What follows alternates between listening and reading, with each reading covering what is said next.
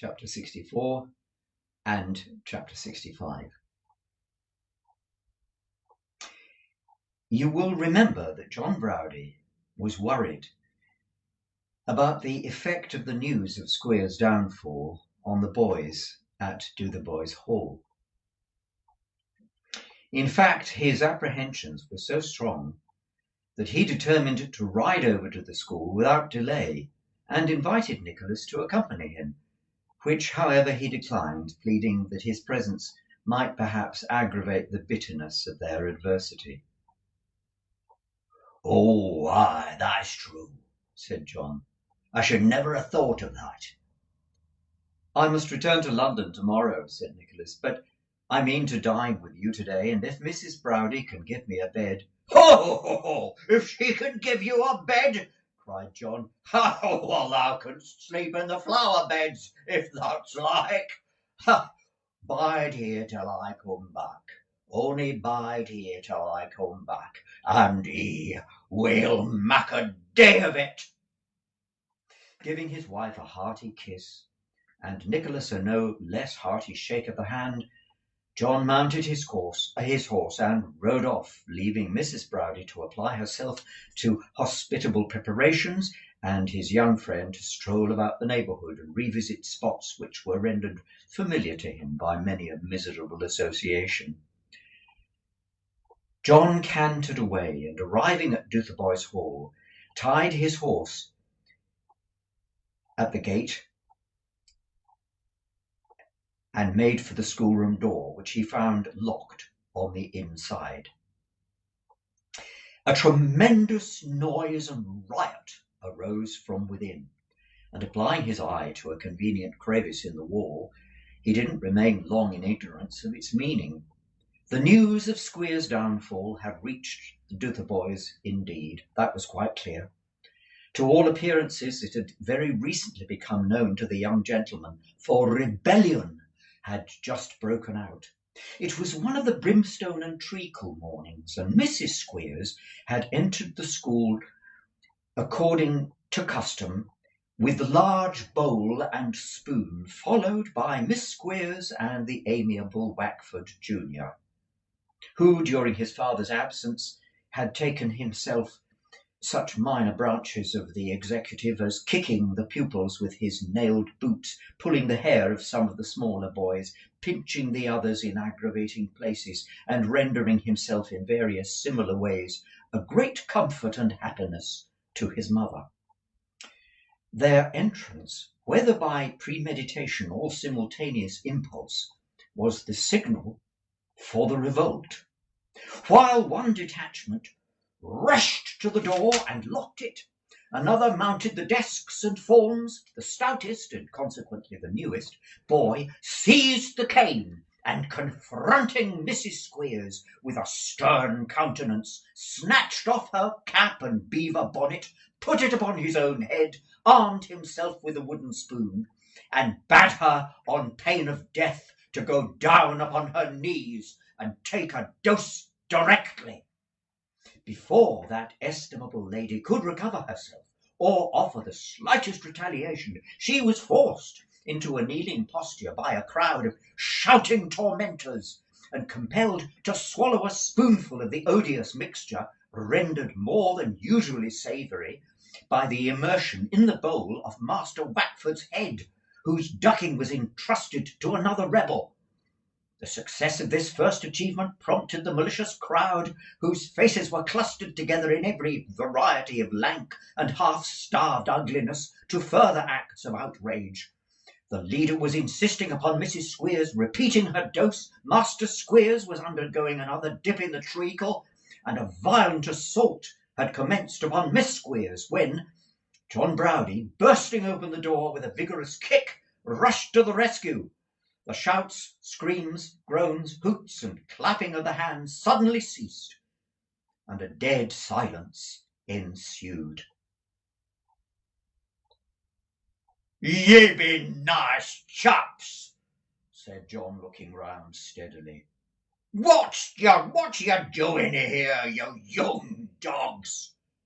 "Squeers is in prison, and we're going to run away," shouted a score of shrill voices. "We won't stop! We won't stop!"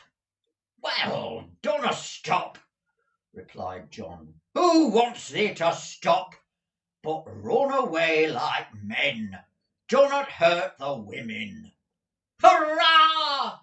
shouted the shrill voices, more shrilly still. "Hurrah!" repeated John. "Well, hurrah, like men. Now then, look out. Hip, hip, hurrah!" "Hurrah!" cried the voices. "Hurrah again!" said John. "Louder still." The boys obeyed. "Another!" said John. "Do not fear it. Let's hear a good un. Hurrah!" "Now then," said John, "let's leave yon mortar to end with, and then coot off as quick as you like. Take a good breath now. Squeers is in jail. The school's broken up. It's over and past and gone. Think of that, and let it be a hearty un.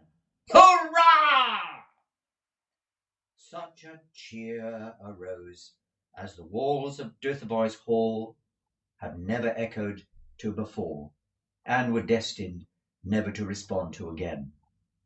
When the sound had died away, the school was empty, and of the busy, noisy crowd that had peopled it but 5 minutes before, not one remained. "Very well, Mr. Brownie," said Miss Squeers, hot and flushed from the recent encounter, but vixenish to the last. "You've been and excited our boys to run away. Now see if we don't pay you out for that, sir. If my part is unfortunate trod down by enemies, we're not going to be basely crowed and conquered over by you and Tilda." "No, you're not," replied John bluntly. "Take thy oath on that. Think better of us, Fanny. I tell thee both that I'm glad, right glad, that the old man has been caught out at last. But ye'll suffer enough without me crowing, and I be not the man to crow, nor Tilly the last to crow. I'll tell thee flat. I'll tell thee now that if thou needst friends to help thee away from this place, do not turn up thy nose, Fanny. Thou wilt find Tilly and I ready to lend thee a hand. And when I say that, do not think I was ashamed of what I've done, letting the boys out, for I say again, hurrah, and damn the schoolmaster. There!" His parting words concluded, John Browdie strode heavily out, remounted his horse, put him once more into a smart canter, and carolling lustily forth some fragments of an old song, to which the horse's hoofs rang a merry accompaniment, sped back to his pretty wife and to Nicholas. For some days afterwards, the neighbouring country was overrun with boys, who, the report went, had been secretly furnished by Mr. and Mrs. Browdie, not only with hearty meals of bread and meat, but with sundry shillings and sixpences to help them on their way. To this rumour John always returned a stout denial, which accompanied, however, with a lurking grin that rendered the suspicious doubtful and fully confirmed all previous believers. There were a few timid young children who, miserable as they had been, and many as there were tears that they had shed in that wretched school, still knew no other home, and had formed for it a sort of attachment which made them weep when the bolder spirits had fled, and clung to it as a refuge. One of these were found crying under a hedge, or in others in such places, frightened by solitude. One had a dead bird in a little cage. He had wandered nearly 20 miles, and when his poor favourite died, himself lost courage and lay down beside him. Another was discovered in a yard hard by the school, sleeping with a dog who bit at those who came to remove him, but licked the sleeping child's pale face lovingly. They were taken back, and some other stragglers were recovered, but by degrees and gradually they were all claimed or lost again, and in course of time Doothboys Hall and its last breaking up began to be forgotten by the neighbours, or to be only spoken of as among the things that had been. Chapter 65. When her term of mourning had expired, Madeline gave her hand and fortune to Nicholas, and on the same day and at the same time Kate became Mrs. Frank Cheeryble. It was expected that Tim Linkinwater and Miss La Creevy would have made a third couple on the occasion, but they declined. 2 or 3 weeks later they went out together one morning before breakfast, and coming back with merry faces were found to have been quietly married that same day. The money which Nicholas acquired in right of his wife he invested in the firm of Cheeryble Brothers, in which Frank had become a partner.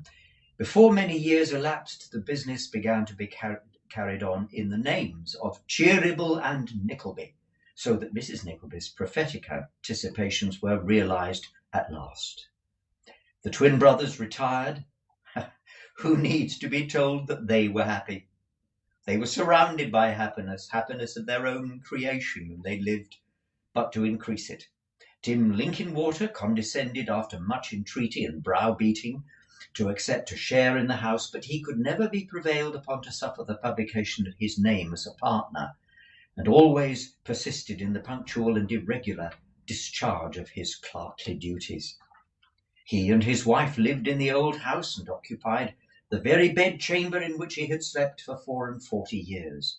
As his wife grew older, she became even more cheerful and light-hearted, and it was a common saying among their friends that it was impossible to say which looked the happier. Tim, as he sat calmly smiling in his elbow chair on one side of the fire, or his brisk little wife chatting and laughing and constantly bustling in and out of hers on the other. Dick the blackbird was removed from the counting-house and promoted to a warm corner of the common sitting-room.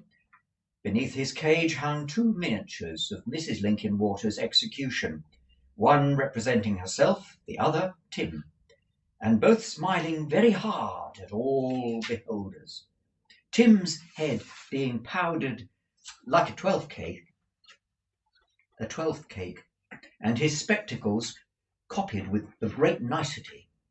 Strangers detected a close resemblance to him at the first glance, and this leading them to suspect that the other must be his wife, and emboldening them to say that without scruple Mrs. Linkinwater grew very proud of these achievements in time, and considered them among the most successful likenesses she had ever painted. Tim had the profoundest faith in them, likewise, for on this as on all other subjects they held but one opinion, and if ever there was a comfortable couple in the world, it was Mr. and Mrs. Linkinwater. Ralph Nickleby having died without making a will, and having no relations but those with whom he had lived in such enmity, they would have become his legal heirs in due course, but they couldn't bear the thought of growing rich on money so acquired, and felt as though they could never hope to prosper with it. They made no claim on his wealth, and the riches for which he had toiled all his days and burdened his soul with so many evil deeds were swept at last into the coffers of the state, and no man was the better or the happier for them. Arthur Gride was tried for the unlawful possession of the will, which he had either procured to be stolen or had dishonestly acquired and retained by other means. But by dint of an ingenious counsel and a legal flaw, he escaped.